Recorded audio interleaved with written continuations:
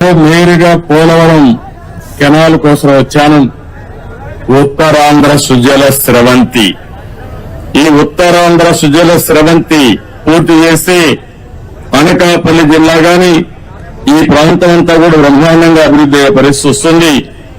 ఒక్క అనకాపల్లి జిల్లాలో 2,80,000 ఎకరాలకు నీళ్లు ఇచ్చే అవకాశం వస్తుంది. త్రాగునీటి సమస్య పూర్తిగా పరిష్కారం చేసే పరిస్థితి వస్తుంది. మీరు ఒక్కసారి చూస్తే నేను ఆ రోజు పనులు చేసిన 5 ఏళ్ల మునుపు ఎక్కడుందో అక్కడే ఉన్నాయి, వేసిన దొంగలు అక్కడే ఉంది. ఏం తమ్ముళ్ళు ఒక్క ఇటుకేమైనా పని చేశారా అని మిమ్మల్ని అడుగుతున్నా. ఏమన్నా ఎక్కడైనా ఒక తట్ట మట్టి వేశారా అని నేను అడుగుతున్నా.